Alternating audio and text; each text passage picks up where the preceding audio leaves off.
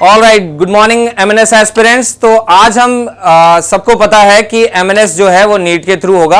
You have to qualify और also it will be 1/3 of your merit. तो 3 हिस्से में मेरिट आपकी बनेगी। सबसे पहले आपका नीट का होगा जिसमें फिजिक्स, केमिस्ट्री, बायो तीनों आता है। 1/3 इसका मेरिट होगा और इसके बाद आएगा आपका जीके इंग्लिश। नेक्स्ट आपका होगा इंटरव्यू एंड साइकोलॉजी टेस्ट। तीनों का इक्वल वेटेज है। और अब हमें पता है कि एमएनएस में नीट का एग्जाम पहले आपको देना है, तो नीट के लिए मैं फिजिक्स आप लोगों को तैयार कराऊंगा। एंड वेलकम बैक, मेरा नाम है जय सिंह। तो आज आप लोगों के लिए फिजिक्स में मैं इंपॉर्टेंट टॉपिक्स लेके आया हूं जिन पर हम पहले फोकस करेंगे और ज्यादा से ज्यादा स्कोर करेंगे। लेट्स से ये मेरे पास 10 साल के रिसर्च किए हुए क्वेश्चंस हैं कि हर टॉपिक से कितना आता है। तो इफ आई आस्क यू कि सबसे ज्यादा स्कोर कैसे किया जा सकता है, तो मेरे दिमाग में आ रहा है कि ये 2 टॉपिक ऐसे हैं जिनसे सबसे ज्यादा क्वेश्चन आते हैं। ठीक है, बट डोंट बी फूल्ड, यही सबसे बड़े भी टॉपिक है। बट एक एडवांटेज है, जैसे कि हम लोगों ने लॉज ऑफ मोशन तक पूरा पढ़ा, पूरा फ्री बॉडी डायग्राम और कंसेप्ट हर चीज पढ़ी, तो हमें पता है कि पूरी मैकेनिक्स में इक्वेशन सॉल्व करना, डायग्राम बनाना हर जगह सेम होता है। चाहे चैप्टर लॉज ऑफ मोशन हो, चाहे काइनेमेटिक्स हो, चाहे वर्क पावर एनर्जी हो, चाहे ग्रेविटेशन हो, चाहे रोटेशन हो। तो मैकेनिक्स में पूरा एक सूत्रधार चलता रहता है। और अगर उसकी बात करें तो एक लॉजिक है, ठीक है, जो मैंने आप लोगों को बता दिया है, इक्वेशन बनाना और चीजों के कंसेप्ट कैसे समझते हैं स्टोरी की फॉर्म में। तो मैकेनिक्स पे अगर मैं फोकस करूं तो ये अकेला जो है ये 15 क्वेश्चंस एटलीस्ट लेके आता है। और पिछले 10 साल में इससे एक बार 17 क्वेश्चन, 16 क्वेश्चन और मेरे ख्याल से 18 क्वेश्चन भी आ चुका है एक बार। और मिनिमम इससे 15 क्वेश्चन आते हैं। 15 मिनिमम मेरे ख्याल 14 गए होंगे बस। एवरेज अगर मैंने लिया तो minimum average 15 questions are expected. Alright, 50 questions आते हैं जिसमें से आपको 45 करने होते हैं। पहले 35 तो आपके कंपलसरी होते हैं और 15 में से 10 जो होते हैं वो आपको खुद चूज करने होते हैं। Got it? तो ये आपके 45 क्वेश्चंस करने हैं जिसमें से 15 क्वेश्चंस आपके मैकेनिक्स से। ठीक है, अब मैंने इसमें 50 का एवरेज लेके दिया है, तो 15 to 17, 18 भी आ सकता है। तो कहने का मतलब 45 में से भी 15 आ सकता है, 50 में से भी 15 आ सकता है। चलिए बात करते हैं इलेक्ट्रोडायनेमिक्स की। इलेक्ट्रोडायनेमिक्स में हमारा क्या क्या आता है? इलेक्ट्रोस्टैटिक, करंट, इलेक्ट्रिसिटी, ठीक है ना, इसके बाद मैग्नेटिज्म, ठीक है ना, फिर इसके बाद एसी करंट। तो ये मोटे मोटे 4 जो चैप्टर होते हैं इनसे करीबन 12-13 क्वेश्चन कम से कम आएंगे। ऑलराइट, फिर आता है मॉडर्न फिजिक्स। 8 क्वेश्चंस भी आ चुके हैं, ठीक है, और 6 क्वेश्चंस भी आ चुके हैं। एवरेज 7 क्वेश्चन ही बनता है। थर्मोडायनेमिक्स से लास्ट ईयर इंटरेस्टिंगली 10 क्वेश्चन आए थे, ठीक, बट एवरेज जो आता है इसका 6 क्वेश्चंस आते हैं। बट अगर 10-11 क्वेश्चंस भी आते हैं तो कोई प्रॉब्लम नहीं है, क्योंकि मैंने बताया थर्मोडायनेमिक्स का बहुत एप्लीकेशन होता है और मेडिकल स्टूडेंट्स भी बहुत यूजफुल समझते हैं इसको। तो हमें यहां पर पहले 4 इन यूनिट्स पर फोकस करना है। क्लियर? तो पहले हम 4 यही यूनिट्स करेंगे। इसके बाद हम बात करेंगे ऑप्टिक्स की, जिससे 5, और एसएचएम वेव से करीबन 3 क्वेश्चन, और प्रॉपर्टीज ऑफ मैटर से 2 या 3।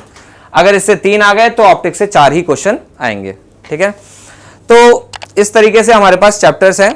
देख लो, सबसे इंपॉर्टेंट चैप्टर्स ये हैं। क्लियर? मैकेनिक्स की बात करें तो अगर आप लोगों ने कर लिया, कंसेप्ट समझ लिए, तो आराम से 15 में से 15 क्वेश्चन आएंगे, क्योंकि mechanics is the only portion in NEET जहां पर एक भी डिफिकल्ट क्वेश्चन नहीं आता। ठीक है, अगर मैं 3 कैटेगरी में डिवाइड करूं कि इजी, मीडियम और डिफिकल्ट लेवल, तो सारे के सारे इसमें मीडियम लेवल और 25 to 30% इजी लेवल के क्वेश्चन आते हैं। ठीक है, और इलेक्ट्रोडायनेमिक्स में भी लगभग सेम स्टोरी है। चलिए, आज मैं आप लोगों के कुछ 2D मोशन से इंटरेस्टिंग लेके आया हूं, जो हम ऑलरेडी पढ़ चुके हैं। मैं आप लोगों को रिवाइज कराऊंगा। दैट इज वेक्टर्स में रिलेटिव वेलोसिटी क्या होती है। तो चलिए रिलेटिव वेलोसिटी की बात करते हैं। सपोज अगर मैं 20 की स्पीड से जा रहा हूं, मेरी स्पीड है 20 मीटर पर सेकंड, तो ये स्पीड मेरे ग्राउंड के रिस्पेक्ट में, जैसे कि ग्राउंड के किसी पॉइंट से मेरा सेपरेशन कितना होगा, हर सेकंड 20 मीटर का होगा। Got it? इसका मतलब मेरी स्पीड ग्राउंड के रिस्पेक्ट में कितनी हुई? 20 मीटर पर सेकंड। अब सपोज मैं अपनी ग्राउंड से कंपैरिजन ना करके किसी और से कंपेयर करता हूं। Let's say this is velocity of A, और दूसरा एक कोई पर्सन आ गया जिसकी है velocity B, V B. Same direction में, let say 15 metre per second. ठीक है, तो क्या होगा कि यहां पर इसके रिस्पेक्ट में मैं कितना तेज हूं, that is called relative velocity. तो b के रिस्पेक्ट में मेरी रिलेटिव वेलोसिटी कितनी हुई बताओ? 5 मीटर पर सेकेंड, मतलब मेरी स्पीड उससे ज्यादा है, और कितनी ज्यादा है? 5। तो मैं उससे कितना आगे निकलूंगा हर सेकेंड? कितना मीटर? 5। तो 1 सेकेंड के बाद मेरा उसका सेपरेशन 5 मीटर का, 2 सेकेंड के बाद 10 मीटर, फिर 15 metre. Got it? That is called relative velocity of A with respect to B. ठीक है ना, विद रिस्पेक्ट टू बी। इसे डिनोट करते हैं VAB से, that is simply VA minus VB। आपने यही तो किया, 20 माइनस 15। Got it? इस पर कुछ हमारे पास इंटरेस्टिंग एग्जांपल्स हैं, जैसे कि पहला एग्जांपल तो ये हो गया, लेट्स से अगर हम 2 डायमेंशनल मोशन में हैं, ठीक है ना। अच्छा, उससे पहले एक इजी एग्जांपल ले लेते हैं, जैसे कि अगर मेरी स्पीड 20 है और दूसरा 15 स्पीड से जा रहा है लेकिन ऑपोजिट जा रहा है, तो रिलेटिव वेलोसिटी में मैंने एक एग्जांपल आपको अभी लेके बताया कि अगर मैं सेम डायरेक्शन में जा रहा हूं 20 मीटर पर सेकंड, दूसरा जो ऑब्जेक्ट है उसकी स्पीड है 15 मीटर पर सेकंड, तो रिलेटिव वेलोसिटी मेरी उसके रिस्पेक्ट में आई सिर्फ 5 metre per second. Let's take another example. इस बार मैं ऐसे जा रहा हूं आगे की तरफ और दूसरा ऑब्जेक्ट ऑपोजिट जा रहा है। Let's say this is velocity of A and this is velocity of B. अगर कोई पूछे what is velocity of A with respect to B, तो कितना होगा? 5। पक्का सोच लो, 35 होगा। 35 होगा। कैसे? ये प्लस में लिया जाएगा तो वेक्टर्स होते हैं, ये कैसा होगा? माइनस में। तो ये अगर माइनस में है तो इसको माइनस करके देखो, 20 माइनस माइनस 15 होगा ना। क्लियर? तो ये हो गया 35 metre per second. Got it? तो ये आ गया 35 metre per second velocity. Alright, अब इसकी बात करेंगे हम 2D में, 2 डायमेंशन में। ये तो सिंगल लाइन है, 1 डायमेंशन, सेम डायरेक्शन था। 2D में बात करते हैं। लेट्स से मैं एक फाटक पे गया और मैं ईस्ट में जा रहा हूं और फाटक से ट्रेन जो है वो नॉर्थ में जा रही है। ठीक है, let's say velocity of me is VA 20 metre per second. बहुत ध्यान से सुनना। और जो ट्रेन जा रही है, velocity of train is 15 metre per second. ठीक, अगर कोई पूछे कि ट्रेन पे बैठा व्यक्ति आपको देखेगा तो आपकी डायरेक्शन और स्पीड कितनी होगी? आपकी डायरेक्शन और स्पीड कितनी होगी? मतलब velocity of A with respect to train.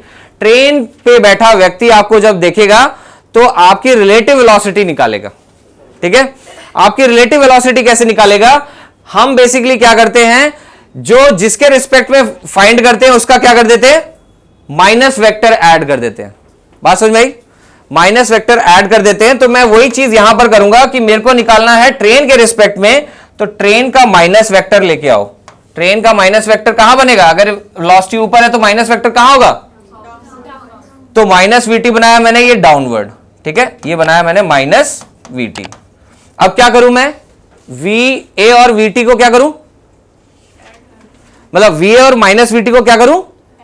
Add कर देता हूं। तो ऐड कर दूंगा तो ये मेरा आ जाएगा VA माइनस VT, जिसे बोलते हैं VAT। ठीक है ना। तो अगर मैं VA और माइनस VT को ऐड कर दूं तो ये आ जाएगा ये आ जाएगा VAT, relative velocity of A with respect to train. Got it? Now the thing is, इसका मतलब यही है कि जब ट्रेन आगे जा रही है और आप ऐसे जा रहे हो तो आपको वो देखेगा तो कैसा लगेगा? आपको और ट्रेन को कैसा लगेगा? ट्रेन में बैठा व्यक्ति देखेगा कि ट्रेन ऊपर जा रही है, आपकी इस डायरेक्शन में वेलोसिटी तो है, राइट? इस वेलोसिटी के कारण वो आपको देखेगा तो आप ईस्ट में जा रहे हो, बट वो पीछे जा रहा है, तो वो आप ऐसे देखेगा तो आप इधर चले जाओगे। ठीक है ना। तो ये हमारा स्टेप हुआ, आप ऐसे चले जाओगे। बात समझ आई? तो आपकी रिलेटिव स्पीड इस तरीके से जाएगी, ईस्ट में जाने के साथ साथ, क्योंकि जब मैं देखूंगा तो नीचे भी जाएगी। तो ये relative velocity I. Got it? ठीक है ना। तो इसे बोलते हैं रिलेटिव वेलोसिटी। जिसके भी रिस्पेक्ट में निकालना हो उसका माइनस VT, उसका माइनस वेक्टर बना के और उसको ऐड कर दो। Got it? ठीक है ना। अगर मैं पूछूं what is relative velocity of train with respect to A, तो उसकी डायरेक्शन कहां जाएगी? Relative velocity of train with respect to A, फिर से बताओ। नॉर्थ वेस्ट, पक्का? नॉर्थ वेस्ट ही तो जाएगी। चलो देख लेते हैं। मैंने क्या किया, मैंने यहां पर लिया विद रिस्पेक्ट, मुझे निकालना है ट्रेन की velocity with respect to A, तो मैं बोलूंगा विद रिस्पेक्ट टू ए, यानी वीए अगर ये है तो माइनस वीए बनाऊंगा और फिर क्या करूंगा, इन दोनों को ऐड कर दूंगा। ये ऐड कर दिया, किसको? वीटी, और माइनस वीए को ऐड कर दूंगा। तो this is the relative velocity of train with respect to A, with respect to A मतलब माइनस वीए ऐड किया। Got it? So that's your relative velocity. Alright, thank you. हमेशा की तरह टीम सेंचुरियन ने फिर से रचा इतिहास। एमएनएस 2021 में क्रिएट किए टॉप रैंकर्स और माउंटेन ऑफ सिलेक्शंस का दिया आप सभी को तोहफा। आप भी बन सकते हैं इन माउंटेन ऑफ सिलेक्शंस का हिस्सा, लिख सकते हैं अपनी कामयाबी की दास्तां हमारे साथ में। आज ही कॉल करें और बने एमएनएस 2022 के टॉप रैंकर।